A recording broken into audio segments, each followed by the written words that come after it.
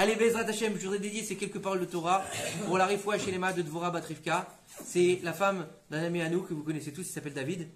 D'accord? David Guez. Sa femme est très malade, donc on lui souhaite une très très grande Refoua Shelema. Bezrat Hashem, Dvorah Bat Rivka, que Boukhou lui donne une très très grande Refoua Shelema. D'accord? Et tous les malades d'Israël. Et avant de commencer le cours de ce soir, je voudrais qu'on fasse une petite introduction quand même sur ce qu'on vient de finir. On a quand même dimanche soir, on a quand même fini, donc lundi on a fini Hanouka, le 8e jour de Hanouka, Zot Hanouka, un moment privilégié, un moment de Ségoula, un moment donc au-delà de la nature puisqu'on est dans le chiffre 8, un moment que tous nos sages disent qui est très très important. Et on a expliqué la semaine dernière, quand on était dans notre fameuse cours-restaurant, on a expliqué que l'histoire de Hanouka n'était que le début, vous vous rappelez ou pas? Que l'histoire de Hanouka n'était que le début de l'histoire des Hashmonaïm, qui allait durer pendant 25 ans. Une guerre de 25 ans.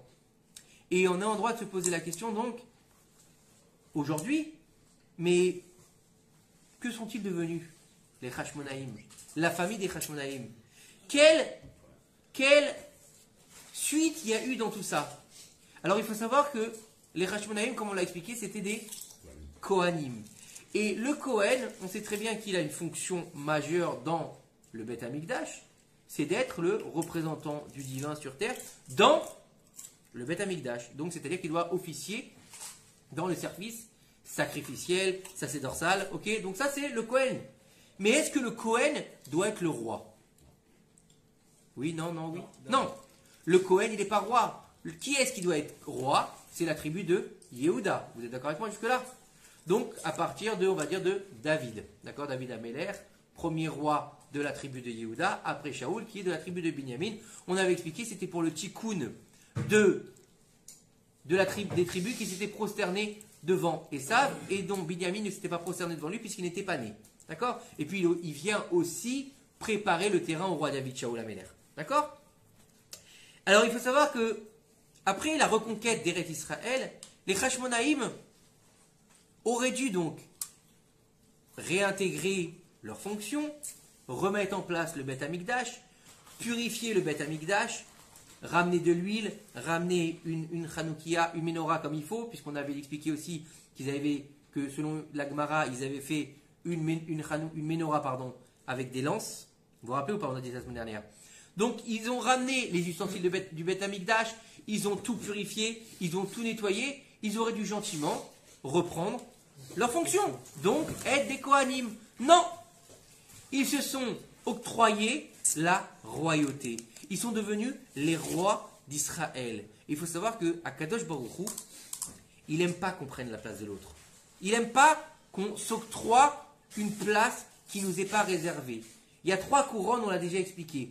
La couronne de la Keuna, la couronne de la Malchut et la couronne de la Torah. La couronne de la Keuna, c'est la prêtrise qui échoua seulement à la tribu des Kohanim.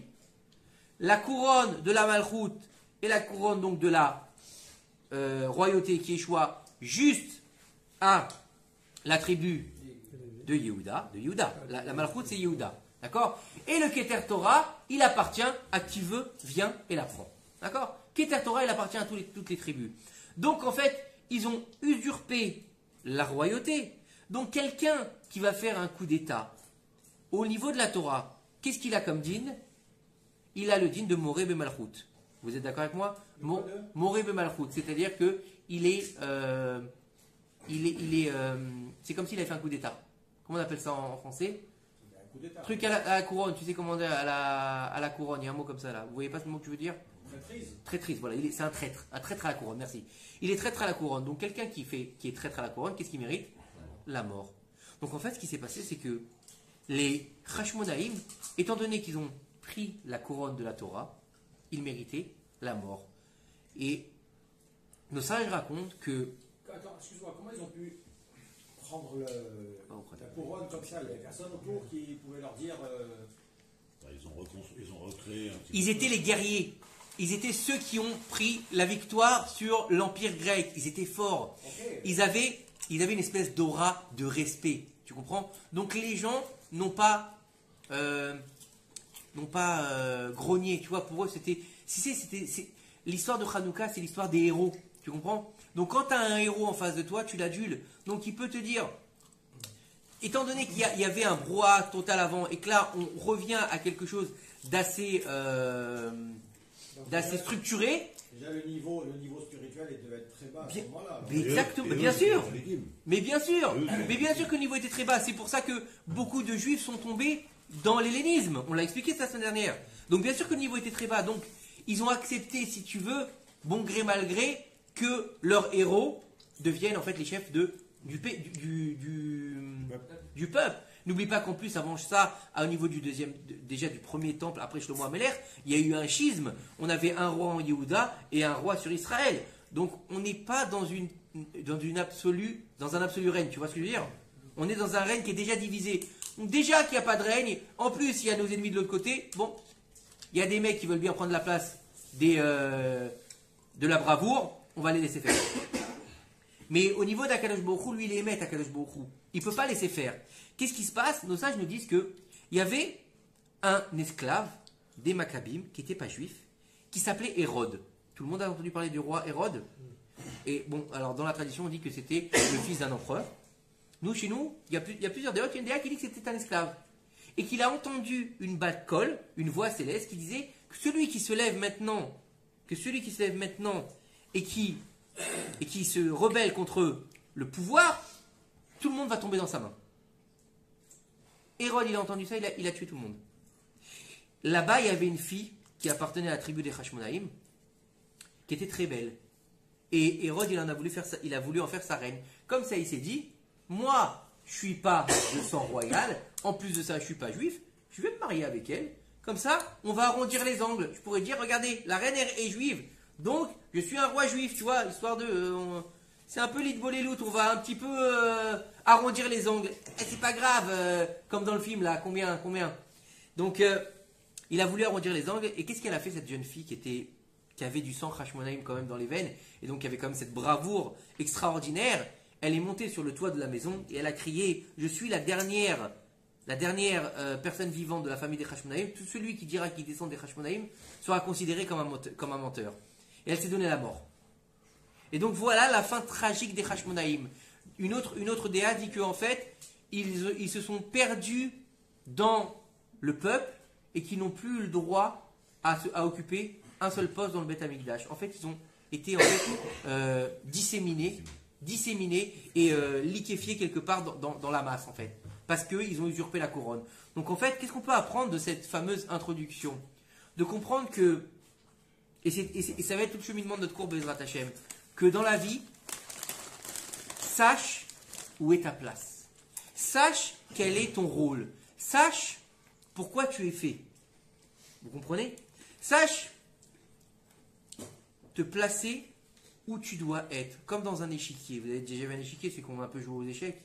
D'accord? Jamais tu mettras le fou à la place du cheval. Jamais tu mettras la reine à la place de la tour. Chacun, il est bien défini. Et c'est exactement comme ça dans le Ham Israël. On est un corps, mais chacun il a sa place. Comme dans un corps, tu ne vas pas mettre la tête à la place des pieds ou les bras à la place des orteils, je veux dire. Chacun a sa place. Alors on va dire, ouais, la tête elle est plus importante que les mains. Non, elle n'est pas plus importante. Elle fait partie d'un tout. C'est exactement pareil pour le Ham Israël. Il y a la tête, c'est les rabbanim, c'est les tzadikim, c'est les gens qui prennent des décisions à l'Afrique. Après, on a le corps, c'est les gens qui vont soutenir la Torah. On a les mains, c'est ceux qui vont avoir des actions. On a les pieds, c'est ceux qui vont aider, etc., etc. Mais on a tous un rôle à jouer. Que ce soit bien les religieux, d'accord, qui étudient la Torah toute la journée, que les gens qui travaillent en tant que maçon, en tant que médecin, en tant qu'avocat, en tant que ce que vous voulez, ils ont leur rôle. Et tout ça fait un tout qu'on appelle le corps du Ham Israël. Et le Rav, c'est truc, j'écoutais un cours de lui, il disait quelque chose d'extraordinaire.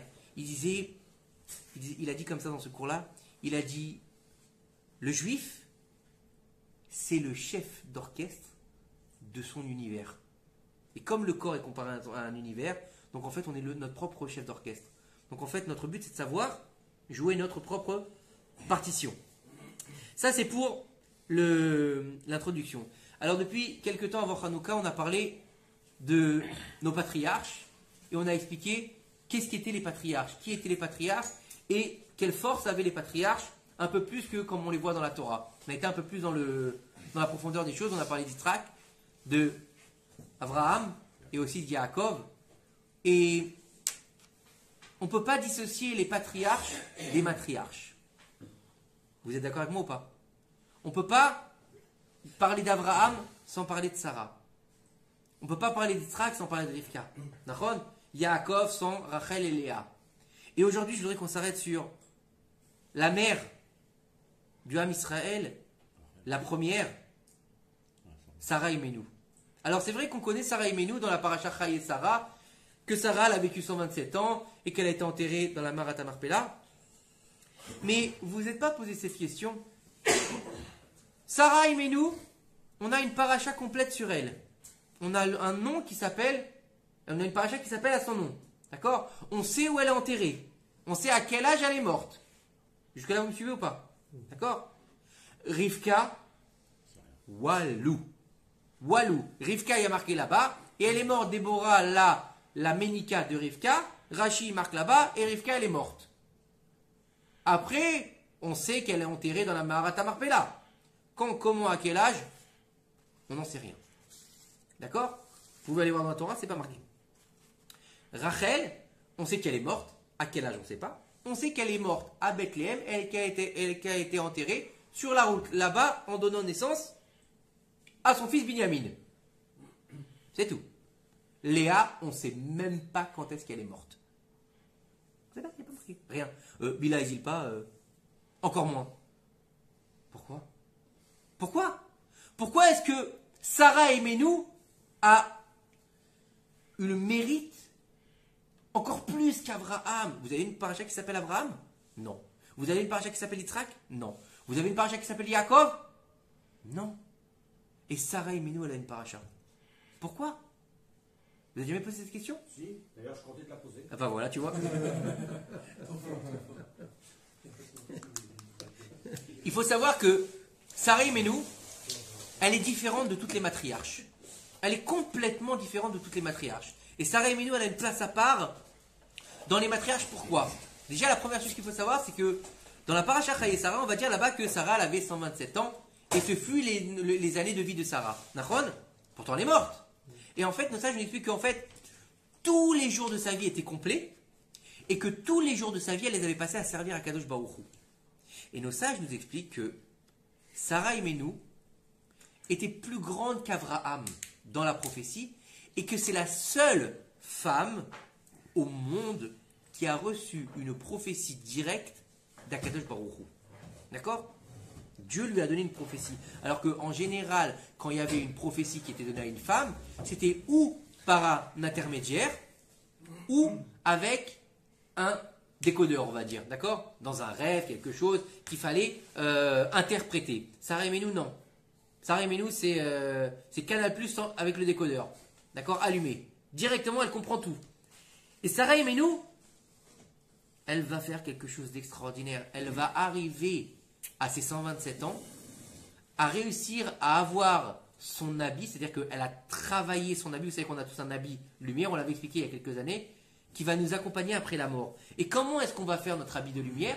Avec les mitzvot qu'on va faire tout au long de notre vie. Et on avait expliqué une fois, et je sais que ça avait marqué certaines personnes, on avait expliqué qu'une femme qui manquait de tsniout, quand elle arriverait après 120 ans, elle aurait un habit complètement déchiré. Vous vous rappelez ou pas?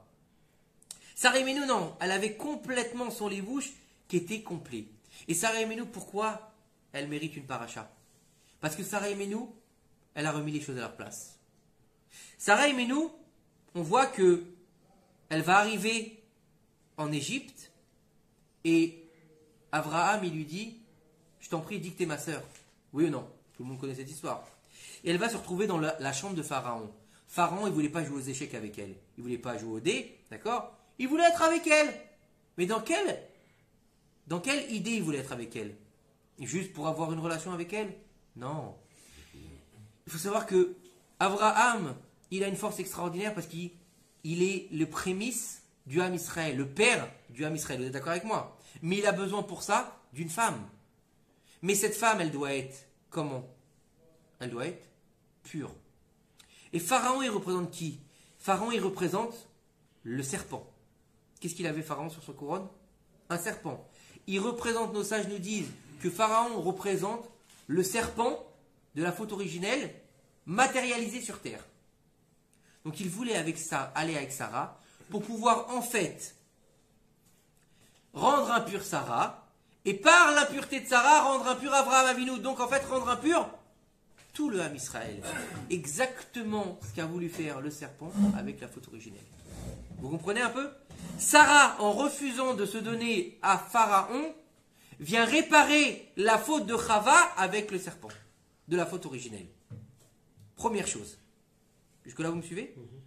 Chava, ensuite, elle a eu 2 enfants. Elle a eu Caïn, elle a eu Evel. Elle a eu un qui a fait un sacrifice de lin et l'autre qui a fait un sacrifice de laine. Tout le monde connaît cette histoire ou pas? Jusque-là, vous me suivez ou pas? S'il y a des questions, n'hésitez pas. Hein. D'accord? Qu'est-ce qui s'est passé? Clash entre Caïn et Evel. Caïn et Evel se font la guerre. Caïn tue Evel. De Caïn ne restera rien, aucune descendance, puisque nous sommes tous aujourd'hui les descendants de Chet. Vous me suivez? Donc les 2 premiers fils de Chava ont donné quoi au monde? Rien. Absolument rien. Ça, oui. Et Derba, c'est pas la petite fille de Caïn? On parle des hommes. On parle des hommes. Au niveau de Sarah et Menou, elle va avoir un fils qui va s'appeler Yitzhak. Mais Abraham, lui, il a déjà un fils qui s'appelle Ishmaël. Et elle lui dit, Sarah, Abraham, elle va lui dire quoi? Elle va lui dire, renvoie cette servante, pas ta femme. C'était la femme d'Abraham.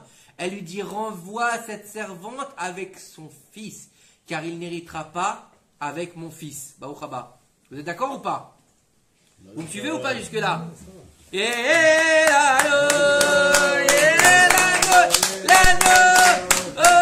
Bon. Bah oui, il fallait bien un petit peu quand même. Alors, on souhaite une longue vie à Shneor Israël Bezrat Hashem. Donc, Sarah et Menou, elle dit renvoie cette servante à Abraham. Abraham, il n'est pas d'accord. Dieu, il va lui dire, écoutez bien, c'est énorme quand même. Écoutez bien ce qu'il lui dit. Normalement, on sait très bien que donc la femme a été créée en tant que Ezer Kenegdo dans la Torah. D'accord? On voit dans la paracha Bereshit, et je vais faire l'homme à mon image, on lui fera une femme qui sera une aide en face de lui. Donc normalement, si on suit bien le cheminement de la Torah, hein, la femme, elle est là pour suivre et aider le mari, on est d'accord? Donc la tête, c'est le mari, et l'aide de quand c'est la femme. D'accord? On a absolument sans faire de misogynie, hein, chas v'shalom. Vous êtes d'accord avec moi ou pas? Selon le texte. Et là, écoutez bien ce que lui dit Dieu. Dieu, il va dire à Abraham, tout ce que te dira ta femme Sarah, tu l'écouteras. Qui c'est qui est plus important, Sarah ou Abraham? Sarah. Et pourquoi elle est plus importante, Sarah? Parce que Sarah, c'est la matrice ultime du Ham Israël, c'est la première. Donc ça veut dire que Abraham, c'est vrai que c'est le géniteur, mais sans femme, il n'y a pas d'enfant. Oui ou non? C'est-à-dire que Abraham, il va amener la semence. Mais où est-ce que va être concrétisé l'enfant, comme on l'a expliqué la semaine dernière? Non, c'est pas la semaine dernière qu'on l'a expliqué. La Chorma Labina. Non, c'était pas ici qu'on l'a expliqué. Ah, c'est peut-être dans un autre cours, c'est peut-être dans mes études. Donc, tu vas donner à l'homme, il va donner à la femme des légumes, on l'avait dit ça. L'homme, il va donner à la femme des légumes, elle va t'en faire une dafina. D'accord? Tu vas lui donner une goutte, elle va t'en faire un bébé. L'homme, il est incapable de faire un bébé. Tu peux lui donner toutes les gouttes que tu veux. C'est impossible. C'est ce que je te dis. Donc, la matrice principale du Ham Israël, c'est pas Abraham. C'est Sarah. Donc, en fait, la racine du peuple juif, elle se trouve dans le ventre de Sarah.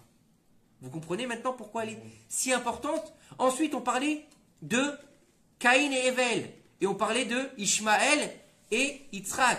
Elle lui dit, renvoie-le. Ils ne grandiront pas ensemble. Qu'est-ce qui a marqué dans l'Israël? Et elle a fait le tri entre le lin et la laine. C'est qui Eshet Chayil, de qui on parle? De Sarah et Menou. Le lin, c'est Ishmaël. La laine, c'est Yitzhak. Elle a réussi à faire le tikkun de Chava avec les enfants. L'obsolète, on n'en veut pas. Comment dire, les déchets, on n'en veut pas. On les écarte de la descendance d'Israël. Elle a fait le tri. Et qui plus est encore, Sarah et Menou.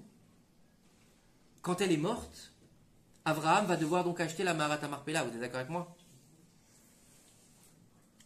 Et avant d'enterrer sa femme, il y a toute une procédure qui va se passer pour l'achat de cette fameuse Mehara Nachon. Et puis tout d'un coup, il finit d'acheter.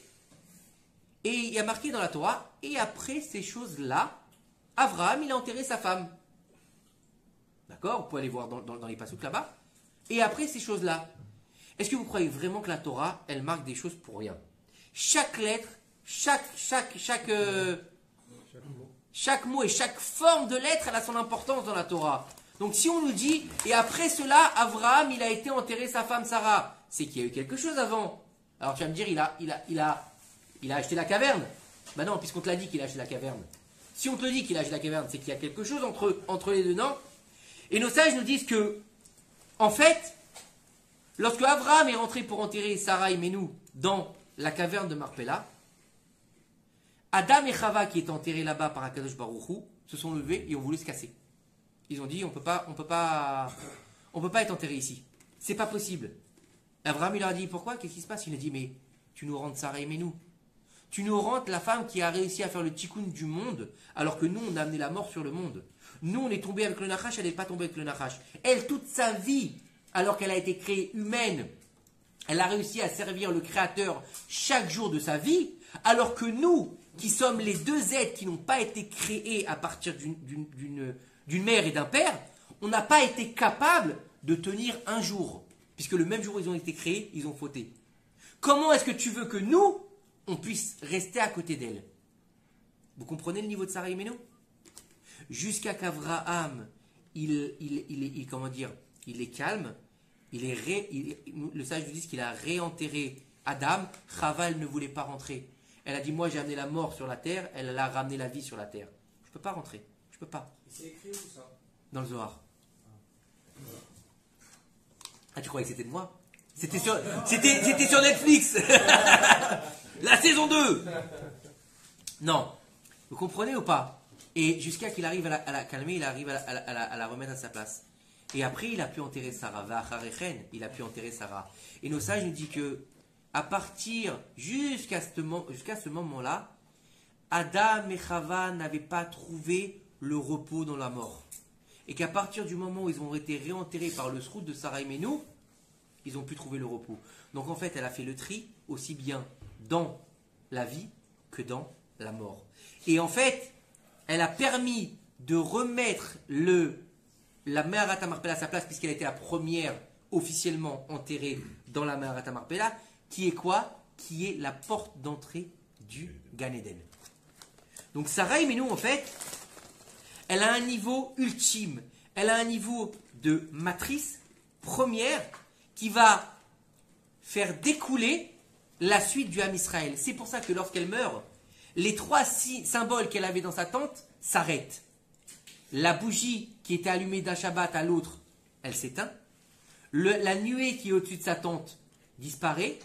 Et la pâte qu'elle faisait d'un Shabbat à l'autre flétrit.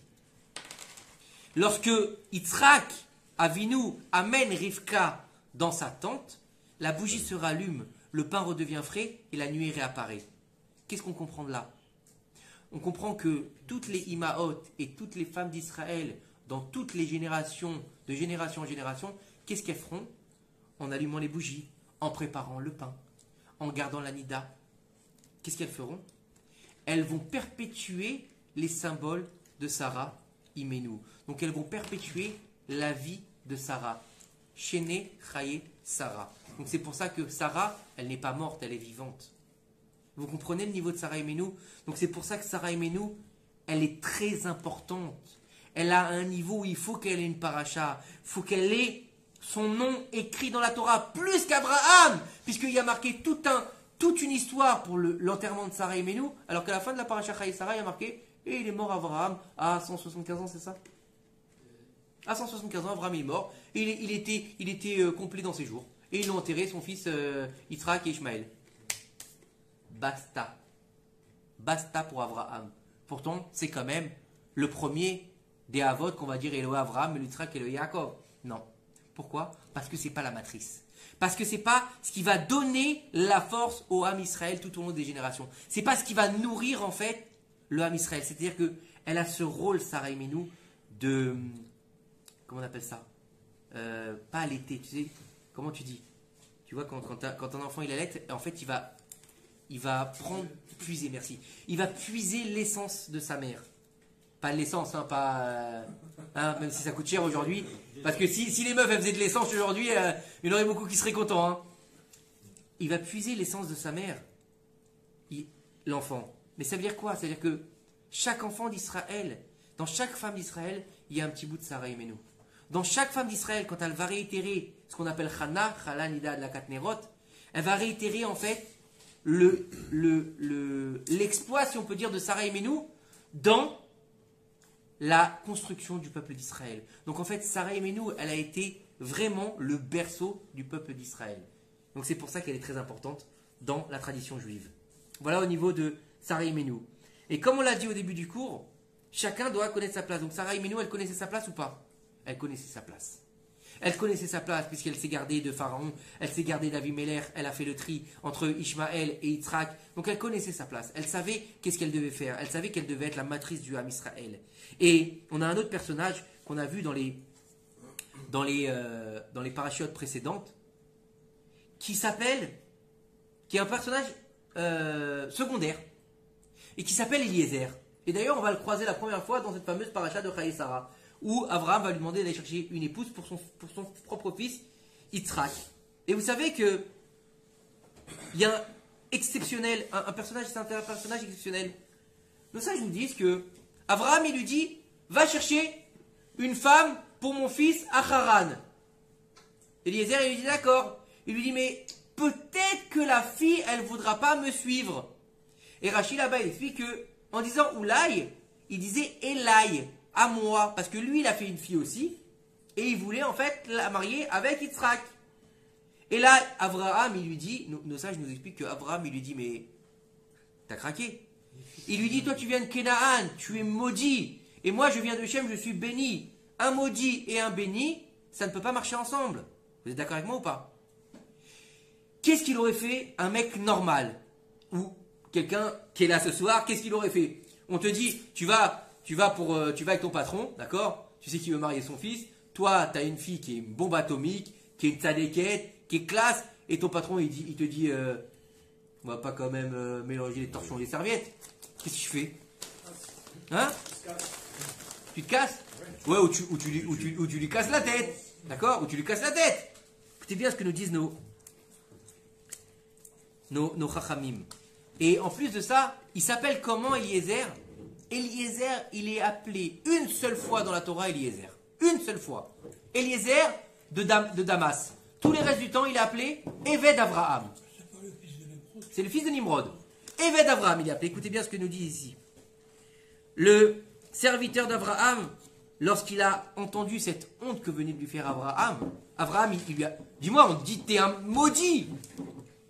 Qu'est-ce qu'il a fait? Donc c'est une honte ou pas? C'est une offense? Oui. Il s'est tué. Il s'est tué. D'accord? Et il s'est complètement annulé devant son maître.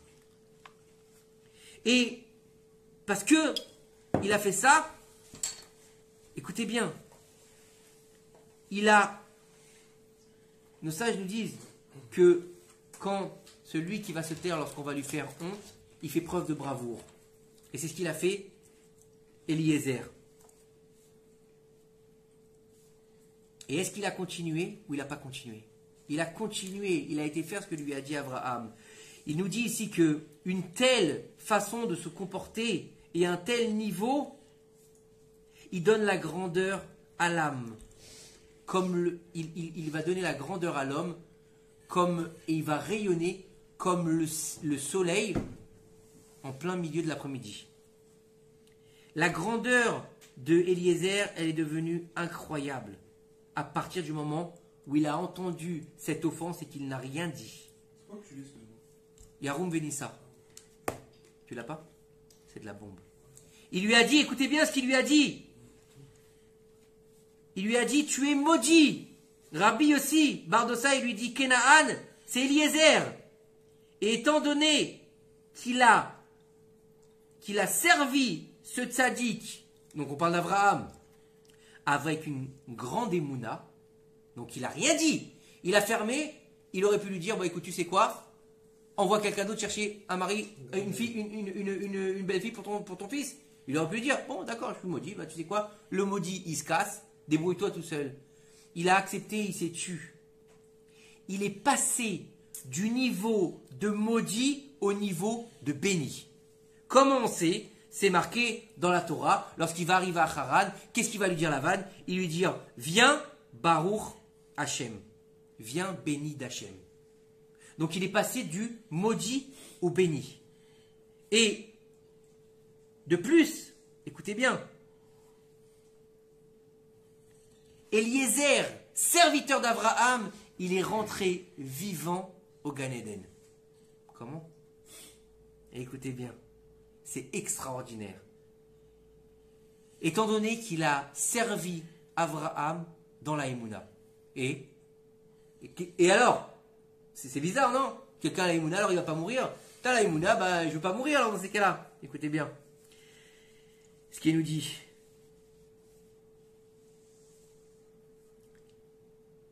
Il s'est annulé complètement devant son maître. Il s'est éteint complètement devant son maître. D'accord? Et c'est son annulation complète devant son maître qui lui a permis de rentrer vivant au Gan Eden. L'annulation complète d'Eliezer a fait que le Malach Hamavet n'avait plus de pouvoir sur lui.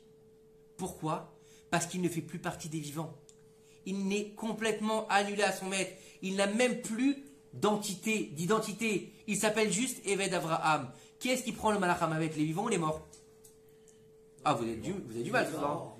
Les vivants. Donc Eliezer, il est où? Donc il ne peut pas le prendre. Il n'est pas mort, mais il est annulé complètement. Donc il n'est pas vivant.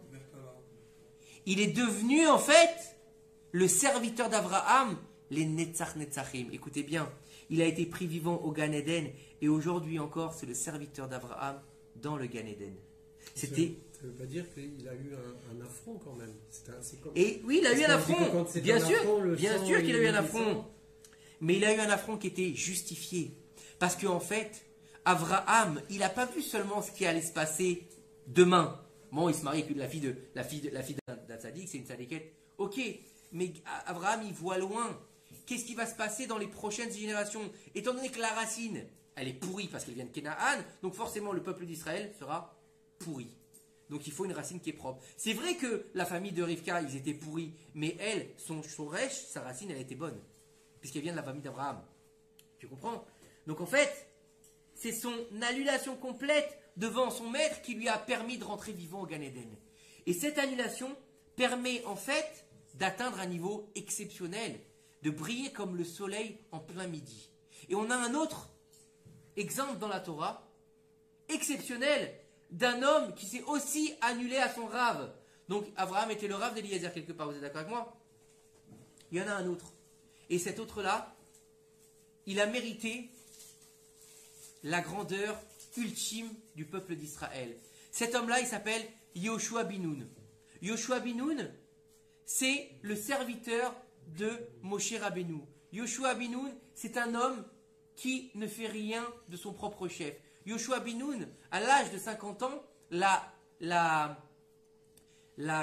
Torah nous dit que c'était un Nahar. Nahar, c'est un jeune homme. Un jeune homme, c'est quoi un jeune homme? C'est pas un jeune homme à 50 ans. Non, étant donné qu'il était complètement annulé à la volonté de son maître, il était considéré comme un jeune homme. À tel point que nos sages nous disent que lorsque la Shrina parlait à Moshe Rabbeinu panim el panim, donc face à face, donc Moshe Rabbeinu avait la capacité de recevoir la prophétie face à face avec Dieu, sans avoir besoin de tomber, sans avoir besoin de mal se sentir, ou sans avoir besoin de dormir. Nachon ou lo nachon? Les autres prophètes, ils avaient besoin ou ils n'avaient pas besoin? Oui, ils ne pouvaient pas prendre une prophétie directement. Ils avaient besoin d'avoir un écran qui va calmer le rayonnement, on va dire quelque part. Et nos sages nous disent, justement, c'est écrit après là dans le livre, ils nous disent que Yehoshua bin Nun, lorsqu'il était avec Moshe Rabbeinu, il était capable de ne pas tomber devant la Shrina. Pourquoi? Comment? Alors qu'on va voir plus tard que lorsque l'ange de Dieu va s'adresser à lui, lorsqu'il va devenir le manhig du Ham Israël, et bien là, il va être obligé de baisser la tête et de se courber. Comment ça se fait? Comment est-ce que là, lorsque Dieu lui-même, il parle à Moshe Rabbeinu, il est capable de rester debout, Yoshua, et là, quand un ange lui parle, il n'est pas capable de rester debout? Parce qu'avant, il était annulé. Parce qu'avant de devenir le manhig du Ham Israël, il était complètement annulé à la volonté de son maître. Donc en fait, c'est l'annulation de son maître qui lui a permis de recevoir la présence divine. Et en fait, c'est aussi l'annulation de son maître qui lui a permis de quoi? Qui lui a permis de devenir le deuxième roi d'Israël. Le premier roi d'Israël, c'est Moshe Rabbeinu. Le deuxième, c'était Yoshua bin Nun. Comment? Parce qu'en fait, est-ce que c'était le plus érudit du Ham Israël? Non. Est-ce que c'était le plus grand? Non. C'était le plus fort? Non. Alors pourquoi il a été choisi par Akadosh Baruch Hu pour être le successeur de Moshe Rabbeinu? C'est pas rien, le successeur de Moshe Rabbeinu. Du plus grand prophète de tous les temps, il devient son successeur. Parce qu'il était le plus annulé devant son maître. C'est-à-dire qu'il s'identifiait complètement à lui, à tel point que nos sages diront que Moshe Rabbeinu, il brillait comme le soleil, et que Yehoshua bin Nun, il brillait comme la lune. Ça veut dire quoi qu'il brillait comme la lune? On sait très bien que la lune, elle ne brille pas puisque c'est un astre mort. D'accord ou pas? Et comment est-ce qu'elle brille la lune? Comment est-ce qu'on voit le reflet de la lune? Par le soleil. Donc en fait, c'était l'éclat de Moshe Rabbeinu qui se reflétait sur Yehoshua bin Nun. Pourquoi cet éclat se reflétait sur Yehoshua bin Nun? Justement parce qu'il était complètement annulé devant son maître. Et en fait, qu'est-ce qu'on peut comprendre de ça? Qu'est-ce qu'on peut retirer comme enseignement de cette annulation entre Eliezer et Yehoshua bin Nun? Eliezer rentre vivant au Gan Eden. Vous imaginez quand même le niveau pour entrer vivant au Gan Eden? Alors qu'il est maudit, alors qu'il est fils de Nimrod, le plus grand rachat face à Abraham, celui qui a mis en place la tour de Babel, celui qui a jeté Abraham dans une fournaise ardente, son propre fils y rentre vivant au Gan Eden. Comment Yehoshua bin Nun, qui est simplement celui qui arrangeait les tables et les chaises dans le Beth Hamidrash de Moshe Rabbeinu, d'accord? Il y en a qui disent qu'il a arrangé les tapis, d'accord? Il est devenu le successeur du peuple d'Israël. C'est lui qui a fait rentrer le peuple d'Israël en Israël. C'est rien? Combien de temps de guerre? Combien de temps de guerre? 17 ans, c'est ça? 14 ou 17 ans? Ouais. 14 ou 17 ans de guerre. Il tient le Ham Israël. Et il va le faire rentrer en Israël pour conquérir la terre. Comment il fait? Eh bien, la seule Inyan, c'est quoi? C'est qu'ils se sont annulés. Ils ont annulé leur propre volonté à la volonté de leur Rav.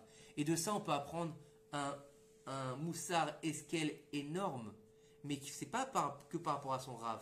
Et c'est une phrase qui dit Ta seretsono ou ya seretsoncha. Fais sa volonté, il fera ta volonté. Ça veut dire quoi? Ça veut dire annule-toi devant le Créateur et fais sa volonté, et il fera ta volonté. Tout ce que tu as besoin, si tu es annulé devant lui, il te le donnera. Il n'y a plus de limite. Pourquoi il n'y a plus de limite? Parce que tu n'es plus limité à ton corps. Étant donné que tu es complètement annulé à la présence divine, tu deviens un Kélé Raoui pour pouvoir faire ce que tu veux dans ce monde-ci. Vous comprenez ou pas? C'est ça la force des tzadikim. Ils s'annulent complètement devant Akadosh Baruch Hu. Qui on va voir quand on est malade? Lo Aleinu. Les tzadikim. Qui on va voir quand on n'a pas d'enfant? Lo Aleinu. Les tzadikim. Oui ou non? Vous êtes d'accord avec moi jusque-là? Et le tzadik qui dit, bon, je parle pas des charlatans, on est bien d'accord, hein? On parle des bons, des vrais, des... Oh, d'accord? La meuf, oh, Gvodara, ça fait 10 ans que j'ai pas d'enfant. Les médecins, ils m'ont dit, t'auras jamais d'enfant. Les inséminations, ça a pas marché pendant 10 ans. Je sais plus quoi faire, Gvodarav. Mais la tzedaka, et dans 9 mois, je suis le sandak. 9 mois après, elle a un bébé. D'où ça vient? Gvodarav, les médecins, ils m'ont donné 3 mois à vivre, alors allez-nous. Non, t'inquiète pas. Il n'y a rien. Le mec, il va faire les analyses le dimanche. il est rempli de métastases, le lendemain il n'y a plus rien. Comment ça se fait? Comment ça se fait? Tzadik. Omer, Hachem, Mekayem. Comment c'est possible? Parce que le tzadik il a réussi à s'annuler complètement devant la volonté divine. Retenez bien cette phrase extraordinaire. Naaser etzono, Yaaser etzoncha. Ça c'était pour nos petits amis, donc nos petits personnages de la Bible, comme on les appelle. Une question pour revenir sur Sarah. Oui. Comment Sarah a accepté d'aller chez Pharaon? N'oublie pas que c'était la famine en Eretz Kenaan. Elle n'a pas accepté, elle a été prise de force. Elle a été kidnappée. Tu comprends? Elle a été forcée. C'est où tu nous donnes cette femme, ou on la tue. N'oublie pas que nos sages nous disent que les femmes d'Égypte à côté de Sarah, elles ressemblaient tous à des guenons. Imagine. Toutes les femmes, sans exception, elles étaient des guenons. On continue? Allez, il y a quelques temps, quand on avait fait le Midrash, on avait vu que Moshe Rabbeinu, il va arriver à Midian chez son futur beau-père, qui s'appelle Yitro. D'accord? On avait expliqué aussi Yitro que personne ne voulait travailler pour lui parce qu'il avait arrêté d'être un Noved Avodazara.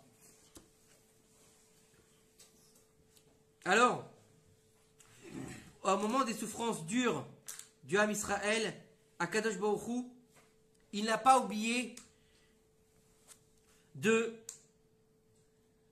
punir ceux qui faisaient du mal à son peuple. Akadosh Baruch Hu, il a envoyé beaucoup de souffrances au peuple d'Égypte. Le roi d'Égypte, Pharaon, a été touché dans sa propre chair et il a été puni par la lèpre, une très dure maladie qui lui recouvrait tout le corps par des, excusez-moi du terme, par des abcès remplis de pus.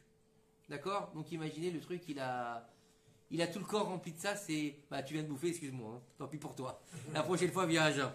D'accord? Je ne sais pas sur quoi on va tomber. D'accord?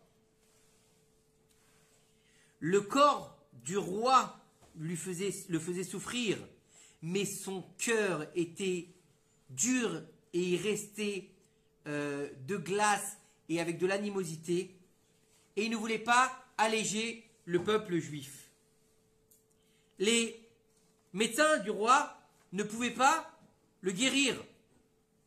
Et d'entre les médecins, il y avait là-bas un rachat, un mécréant, qui a dit au roi, mon roi, je vais te donner un conseil pour guérir, il faut que, pour que ta lèpre disparaisse, tu baignes tout ton corps dans le sang d'enfants juifs. Mais, bien qu'il trouvait ça quand même assez violent, quand même, de devoir arracher les enfants à leur mère et de les mettre à mort, eh ben, il a fait ce qu'il fallait, ce pharaon, et il a fait égorger des enfants juifs pour pouvoir se baigner dans son sang, dans leur sang, pardon. Et malgré tout cela, il n'a pas été guéri. Et lorsqu'il a été guéri de cette fameuse maladie, eh ben, son aversion pour les Juifs, elle a encore plus augmenté. Il a pensé que les Juifs étaient contents du mal qui lui est arrivé et qu'ils étaient contents des souffrances qu'il avait reçues lorsqu'il avait eu la lèpre. Et donc, il a demandé à ce qu'on apprête ses chevaux et son char pour aller à Goshen, pour aller voir les Juifs dans leur travail dur, et pour ne pas leur donner d'un temps de repos et d'être content pour le mal qu'il avait. En fait, il a été leur montrer qu'il était bien vivant, bien là, et qu'il allait leur rendre encore plus la vie amère. Lorsqu'il est passé sur le chemin de Goshen, son char s'est embourbé dans la terre. Le roi, il est tombé. Et les chevaux, ils l'ont frappé quelque part à Pharaon. Et ils ont eu beaucoup de mal à le ramener au palais, au roi. Et là, il nous dit, il a été blessé. Nélat, c'est quoi Nélat, c'est Israël? Il a été contraint de mettre sur le trône un de ses 13 enfants à sa place. Donc ça confirme l'histoire du film. Ah, j'adore. Vous me regardez comme ça. Bah oui, ça confirme l'idée qu'il y a bien eu 2 pharaons en fait dans le Midrash. Qu'il y a bien eu le père et avec le fils qui a pris la suite. Nachon ou le Nachon, ça On l'appelle, quoi qu'il arrive, on l'appelle pharaon. Mais on dit que c'est le même depuis Abraham. Il y en a qui disent, il y a plusieurs déotes. Il y en a qui disent c'est le même, il y en a qui disent c'était un autre. Mais en tout cas, ici dans le Midrash, il nous dit, d'accord, que il a tellement été blessé quand il a voulu aller à Goshen pour pouvoir faire du mal au Bnei Israël, qu'il a été tapé par ses chevaux, qui l'ont laissé souffrant, qui n'étaient plus en mesure de régner. Et donc il a été obligé de mettre sur le trône un de ses 13 fils. Voilà, c'est marqué en hébreu. Hein. Alors là, il nous marque que la femme du roi et ses fils qui étaient moches et bêtes, marqué ici, hein, Amechoharim ve'atipshim.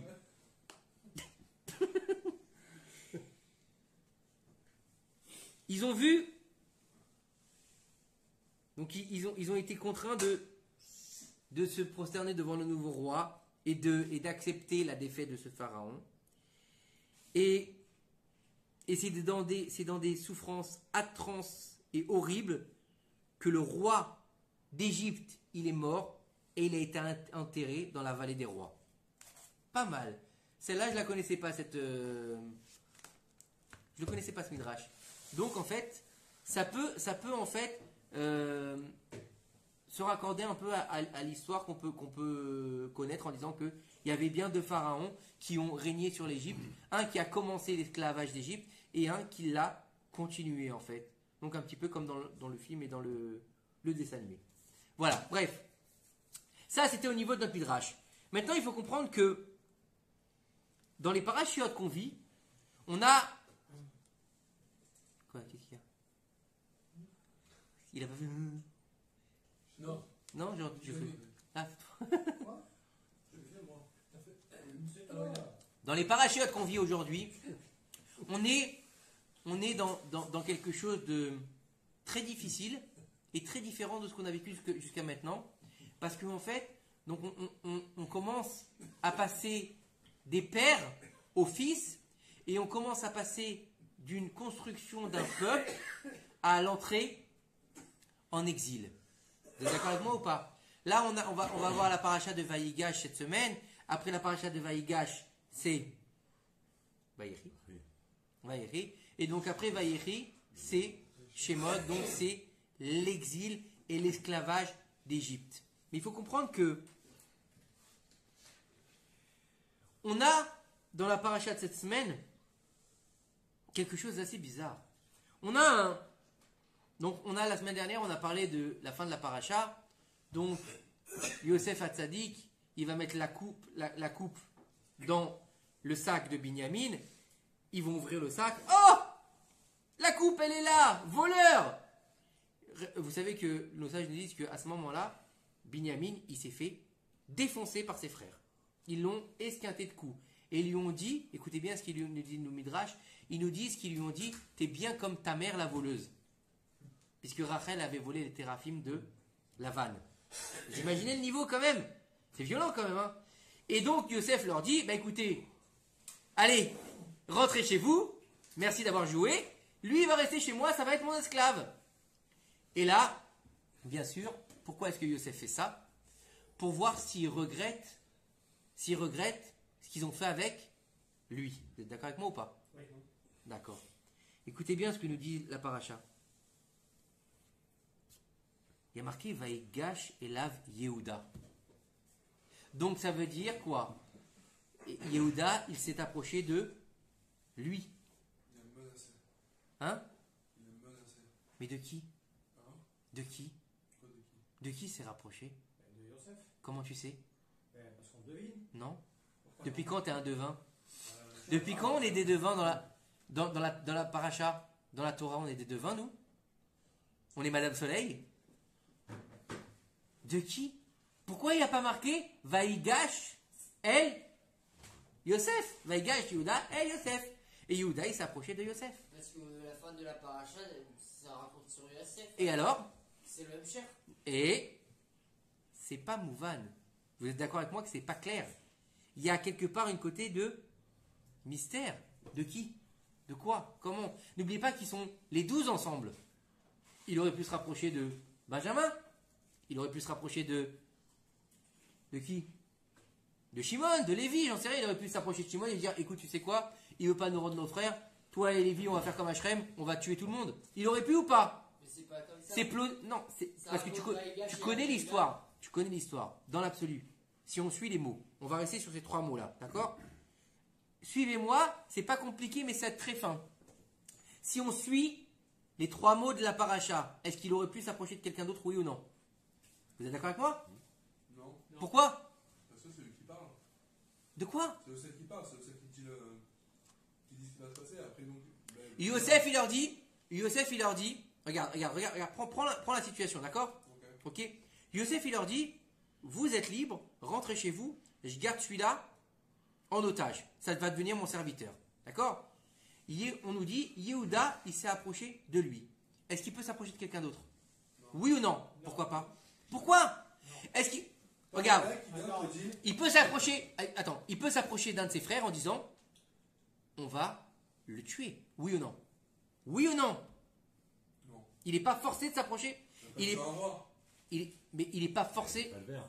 Il n'est pas forcé de s'approcher de Yosef. N'oubliez pas que Yosef, il est roi, il est vice-roi d'Égypte, il est censé être égyptien, il a une garde autour de lui, il a un interprète qui fait la transition entre lui et ses frères, donc il n'est pas forcément prêt de s'approcher de Yosef.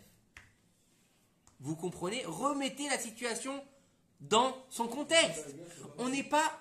Il n'est pas avec un pote. Non mais il est pas. T'es d'accord qu'il n'est pas avec son pote? Il sait que c'est son frère ou il sait pas? Réponds-moi. Il sait ou il sait pas? Non, on ne sait pas. Il sait pas. Donc t'es d'accord avec moi que donc en face de lui il a qui? Yehuda. Il a un roi. On s'approche du roi comme ça? Mais oui, mais le problème c'est que ce roi-là, il lui prend son frère. Ok. Donc il aurait pu. son frère. D'accord. Tout le monde connaît l'histoire, donc il s'est rapproché de Yosef. Mais dans l'absolu, il aurait pu se rapprocher de quelqu'un d'autre. Et j'ai écouté une super explication. C'est pas je parle pas de physiquement. Je t'ai pas parlé de physiquement. Est-ce que je t'ai parlé de physiquement? J'ai dit de physiquement. Quand tu te rapproches. Ah bah c'est pas forcément physiquement tu viens de dire. S'approcher, se rapprocher. Comment dire ça? Vaïgash, c'est dire se présenter devant le. C'est pareil, on est dans la même idée. Non, c'est pas la même idée. Bah si. Pourquoi non, c'est pas la même idée, Yitzhak? Il lui répond par rapport à ce qu'il dit, c'est tout. À qui? Ah, Yosef. Comment tu sais, on est dans une nouvelle paracha? C'est Yosef Parce qui dit que- Non, mais non, je suis désolé. Allez, regarde, prends pas la paracha de la semaine dernière, d'accord? T'ouvres la paracha de Vaïgash, Ouais. ok? T'as jamais lu quoi que ce soit, d'accord? Ouais. T'es un anti, tu viens d'ouvrir la première fois de ta vie un chumash, d'accord? Tu sais lire en hébreu, tu vas Vaïgash, Elav, Yehuda. Ces 3 premiers mots, est-ce qu'ils s'adressent à Yosef? Les pas 3 le points. Torah, c'est pas le Torah. Non. Mais après, Voilà, non, après, mais voilà ce que je voulais que tu me dises. T'as compris ou pas? C'est pas le Torah, c'est pas. Voilà, c'est pas c'est là que je explicite. voulais en arriver. C'est pas C'est pas explicite. Pas dans le C'est Pshat. ce qu'il dit depuis tout à l'heure. Merci. Donc t'es d'accord avec moi que c'est pas explicite? Mais non. Non, mais est-ce que tu es d'accord avec moi maintenant? Est-ce que tu es d'accord avec moi? Tu comprends? Et l'explication nous dit que à ce moment-là, Yehuda, il s'est approché pas de Yosef, de la Shekhinah. Il s'est approché de la Kadosh Baruch Hu. À ce moment-là, écoutez bien, c'est énorme comme explication, il a fait Teshuvah. Sur quoi il a fait Teshuvah? Sur la vente de Yosef. C'est à ce moment-là qu'il a compris son erreur dans la vente de Yosef. C'est à ce moment-là qu'il a fait Teshuvah. Donc il est revenu vers qui? Comment on fait Teshuvah? Vers Akadosh Baruch Hu. Mais pourtant, il l'a fait avant déjà. Hein? Il l'a fait avant. Non. Il a accepté. Attends. Puisqu'il a accepté que Yosef, il emprisonne les 12. Non, il n'a pas accepté avant. Il n'a parce que pas là, eu le choix. C'est là- Réhouven, c'est regarde pas bien. laisse-moi finir. C'est pas qu'il n'a pas eu le choix, puisque là, c'est là qu'il a dit cette punition, on la mérite parce qu'on a vendu notre frère. On la mérite. Donc il a fait Teshuvah. C'est pas lui, c'est Réhouven qui dit ça. C'est C'est Réhouven, non, c'est Réhouven qui dit ça. C'est Réhouven, regarde bien le texte, c'est Réhouven qui dit ça. Et je vous avais dit de ne pas vendre de jeune homme. Regarde bien. Écoutez bien. Yehuda, il fait Teshuvah. Et il fait Teshuvah sur quoi? Il fait Teshuvah sur la vente de Yosef. Donc il regrette la vente de Yosef. Donc Yosef, lorsque ses frères ils viennent le voir, écoutez, c'est extraordinaire. Vous regardez bien dans les Pasukim, ceux qui regardent bien, qui comprennent un petit peu ou qui prennent la traduction en français, Yosef, il n'arrête pas de pleurer. Yosef, il n'arrête pas de pleurer, il chiale tout le temps. Dès qu'il voit ses frères, il pleure. Ses frères se procèdent devant lui, il pleure. Pourquoi il pleure? Il est ému. Écoute bien. Ses rêves se réalisent. Et il sait que ses rêves se réalisent. Donc si ses rêves se réalisent, c'est que l'exil se rapproche. Donc Yosef, il ne veut pas que ses rêves se réalisent. Mais Yosef, il sait que si ses rêves se réalisent, on est aussi dans le début de l'exil. Et s'il y a un exil, il y a forcément une rédemption. Donc en fait, lorsque Yosef et Yehuda vont se confronter aujourd'hui, on est à l'aube de la Géoula. Et pourquoi? Quel rapport? Tu nous parles de Yosef, tu nous parles de Yehuda et tu nous parles de la Géoula. Quel rapport? Yosef, il représente le Mashiach ben Yosef. Et Yehuda, il représente le Mashiach ben David. Yosef, c'est quoi? C'est quoi le Mashiach ben Yosef? On parle de Mashiach ben Yosef, c'est, pour nous, ça nous paraît être une espèce de choses un peu confuses, un peu abstraites. On nous dit, bon, il va y avoir 2 temps dans la Géoula. Un, c'est le temps du Mashiach ben Yosef, et l'autre, c'est le temps du Mashiach ben David. Donc, c'est la rédemption finale. C'est-à-dire qu'on va avoir une préparation par le Mashiach ben Yosef à la rédemption de Mashiach ben David. Et là, c'est la Géoula Shlema, c'est l'Olam Haba. Ok, dans l'absolu, tout le monde connaît ça comme ça ou pas? Vous êtes d'accord avec moi? Non. Non. Yosef Hatzadik, qu'est-ce qu'il va faire tout au long de son exil? Tout au long depuis qu'on l'a rencontré à partir du moment où il est vendu. Qu'est-ce qui se passe avec Yosef? Qu'est-ce qu'on sait sur Yosef? C'est un tzaddik? Est-ce que c'est un tzaddik? Est-ce qu'on le voit étudier la Torah? Est-ce qu'on le voit étudier la Torah? Non, jamais. Est-ce qu'on le voit en train de prier? Jamais. Il dit des mots. Il dit Dieu est dans ma bouche, machin, c'est Dieu qui va te donner les trucs. Mais prier, non. On le voit faire des corbanotes? Non. On le voit faire quoi? Préparer le terrain pour... On le voit faire que des actions. Il est dans l'action. Il travaille chez Potiphar. Il devient l'intendant en chef de la maison de Potiphar. Il devient l'intendant en chef de la prison d'Égypte. Il devient le vice-roi d'Égypte. Il nourrit le monde entier. Il nourrit sa famille. Donc Yosef, il est ancré dans quoi? Le matériel. Merci.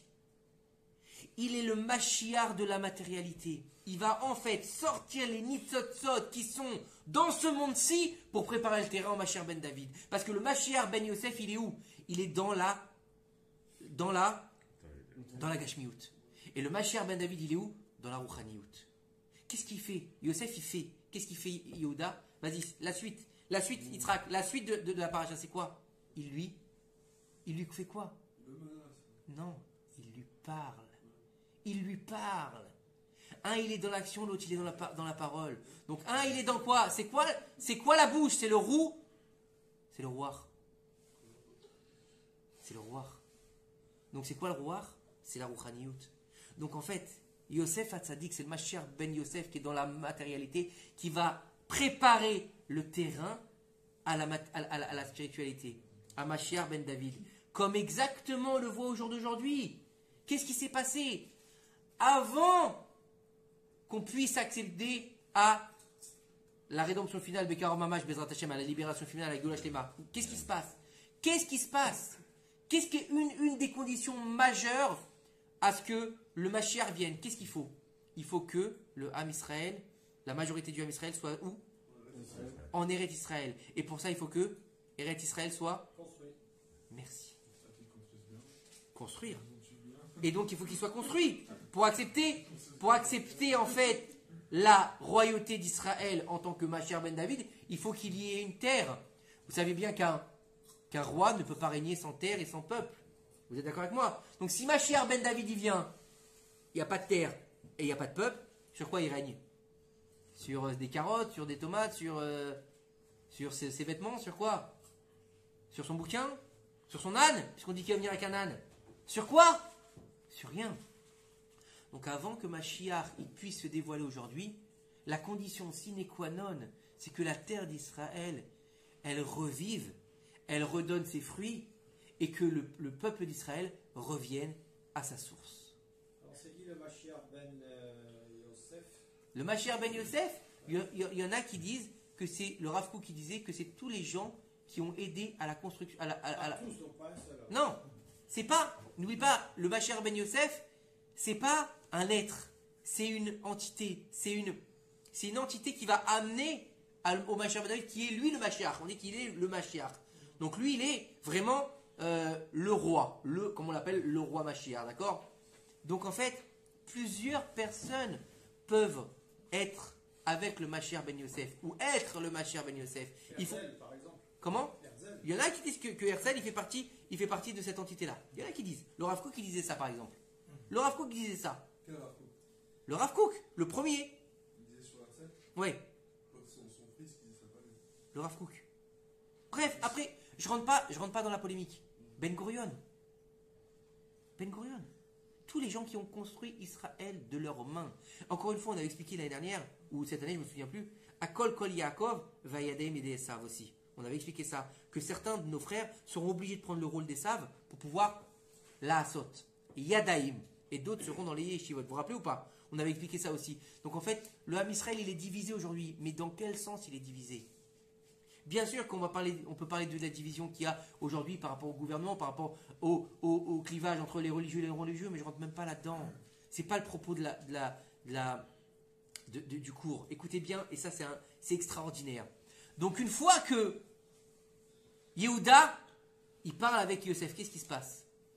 Yosef fait sortir tout le monde et va se révéler. Qu'est-ce qui se passe à ce moment-là? Il leur dit, je suis Yosef, votre frère, et ils tombent tous au cou les uns des autres, d'accord? Depuis le début de la création du monde, il n'y a eu que des guerres fratricides. Il n'y a eu que des tris qui ont été faits. On revient à notre histoire de tri avec Sarah et Menou. Il n'y a eu que des tris qui ont été faits depuis la création du monde. Caïn et Evel, Noach et ses enfants. Bah oui, Shem, Ham et Yafet. Oui ou non, vous êtes d'accord? Qui est-ce qui a été choisi? C'est Shem. Vous êtes d'accord jusque-là avec moi? Ok. Donc Caïn et Evel, en voir. Chet, il va faire la suite. Après ça, le déluge. Ensuite, on a donc Shem, Ham et Yafet. Donc c'est Shem qui est choisi. De Shem, il y a un homme qui va être choisi, donc un tri par rapport à toute cette combien il avait de frères Abraham? Il avait 2 frères. C'est lui qui a été choisi. Abraham, donc il est on est encore dans le tri. D'accord? Entre les frères. Écoutez bien. Après Abraham, il va avoir 2 enfants. On va exclure Ishmaël. Yitzhak lui-même va avoir 2 enfants. On va exclure Esav. Et là, Yaakov, il arrive à avoir 12 tribus. Une entité complète qui va donner naissance à quoi? Au Ham Israël. Et lorsqu'il y a la hardoute dans le Ham Israël, il y a délivrance finale. Donc en fait, le rapprochement comment on appelle ça, la Bdisha.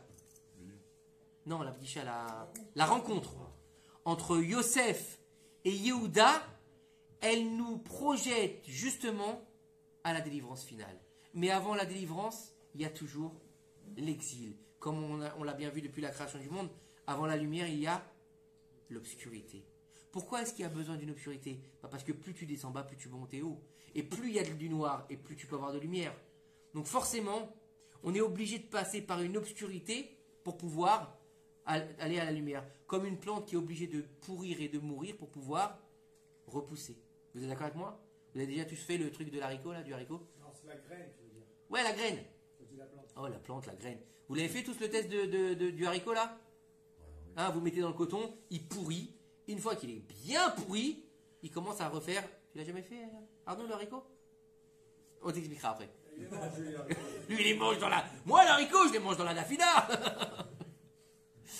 Il faut comprendre quelque chose, c'est que, justement, dans cet exil profond de l'Égypte, qui contient en lui toutes les sources de tous les exils dans lesquels on va passer, tout au long du Ham Israël, la seule chose qui va nous maintenir en vie, la seule chose qui va nous permettre de résister à l'oppresseur, c'est quoi?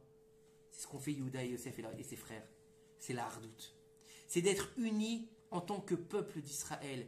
C'est pas savoir les religieux, les non-religieux, les rabbins, les pas-rabbins, ceux qui pratiquent, ceux qui ne pratiquent pas, les kippotes noires, les kippotes bleues, les kippotes de toutes les couleurs, les kippotes avec Bob l'éponge. On s'en fout de ça. On s'en fout. Puis il y a des tribus qui n'ont pas été retrouvées. C'est pas le problème, encore une fois, c'est d'être un peuple. Aujourd'hui, il manque quand même aujourd'hui, c'est d'être un peuple. Un peuple. Mais pas uniquement ceux qui qui s'aiment. existent, il y en a d'autres qui ne sont pas là. Mais encore. on ne sait pas où ils sont, c'est pas le problème. Aujourd'hui, on trouve les Bnei Ménaché, on a trouvé les Bnei Ménaché. Il en manque. On dit que les Éthiopiens, c'est de la tribu de Dan. Il y a plusieurs choses comme ça. Encore une fois, on ne sait pas exactement où sont les 10 tribus perdues. On a plusieurs pistes au jour d'aujourd'hui, mais on ne sait pas exactement. Mais ce qu'on sait, c'est que ceux qu'on a retrouvés et ceux qui vivent ensemble, ils se doivent aujourd'hui, pour pouvoir dévoiler le Mashiach, faire exactement ce que les 12 frères ont fait lors de leur rencontre en Égypte. Et ils étaient où? En Égypte. Ils n'étaient pas en Eretz Israël. C'est-à-dire qu'au moment où on est dans le plus profond de l'exil, on est à l'aube, dans la paracha de cette semaine, est-ce qu'on est à l'aube de l'exil? Oui. Puisque dans la paracha, Yaakov va descendre en Égypte. Oui ou non, vous êtes d'accord avec moi? Lors de la rencontre, ils n'étaient pas encore en exil. On est au début. C'est ce que je viens de dire. Ça précédait l'exil. C'est ce que je viens de dire. On est au début de l'exil. Déjà, l'exil commence avec Yosef qui descend en Égypte. À ce moment-là, on est en train de créer en fait les bases de l'exil. Tu comprends? Puisqu'il vient en fait préparer le terrain. À tel point que nos sages nous disent que si Yosef n'était pas descendu en Égypte avant, Yaakov il serait descendu enchaîné. Tu comprends? Donc, ce qu'il faut comprendre de ça, c'est que lorsque les frères sont à l'aube de l'exil, sont donc dans l'entrée en exil, c'est au moment où ils sont le plus dans la hardout. C'est le moment où on est dans le plus noir, dans la plus grande obscurité qu'il faut qu'on fasse preuve de hardout entre nous. Qu'on fasse preuve d'une entité d'être le Ham Israël. C'est quoi le Ham Israël? Parce que lorsque le Ham Israël, il a la paix entre lui, et ben Dieu, il fait la paix avec nous. Et si Dieu, il fait la paix avec nous, il fait la paix avec le monde. Et si on est capable d'être les générateurs de paix sur terre, il se réalisera le verset, et son nom sera connu de tous, et il sera un, ce nom, et il sera un, il sera l'un et l'unique, et son nom sera Hachem. Hachem Echad ou Shmo Echad. Donc ça veut dire quoi ça? Ça veut dire que on a la capacité dans notre exil le plus profond, le plus dur, le plus noir, le plus compliqué qu'on ait jamais vécu. Le gouvernement, le coronavirus, les différentes problèmes qui se passent, les 129 résolutions contre Jérusalem qui s'appelle pas le mont du temple, qui s'appelle je sais pas quoi là, des Arabes. Nachon ou le Nachon. Ce qui se passe en France, ce qui se passe aux États-Unis, ce qui se passe en Iran, ce qui se passe en Iran, en Irak. La bombe là, c'est où? En Iran. On peut pas avoir une obscurité plus grande que ça. Et donc c'est maintenant qu'il faut faire preuve de hardout entre nous. C'est maintenant qu'il faut serrer les coudes et que ça paraît utopie, c'est bisounours, mais c'est maintenant qu'il faut s'aimer les uns les autres. On s'en fout de savoir comment il est, comment il va, comment il peut. C'est un juif, il a une neshama. Eh ben, n'oublie pas ce que tu viens de vivre. Hanouka. Rallume la neshama de tes frères. Ils n'ont pas rallumé leur menorah à la maison, les Hashmonaïm. Ils ont aussi rallumé la menorah du Beth Amikdash. Et le Beth Amikdash, c'est quoi? C'est la maison de Dieu. Donc en fait, fais que ta propre maison, ta propre demeure, ton propre cœur devienne la maison d'Akadosh Baruch Hu. Baruch Adonai Leolam. Amen, va amen.